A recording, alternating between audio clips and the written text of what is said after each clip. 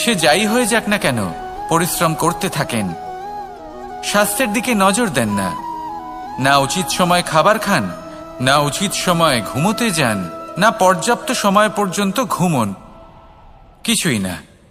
ধন অর্জন করতেই থাকেন, আর কিছু সময় পরে যখন তিনি অসংখ্য ধন লাভ করে ফেলেন তখন তার সাথে ওনার শরীরে অনেক রোগ বাসা বাঁধে।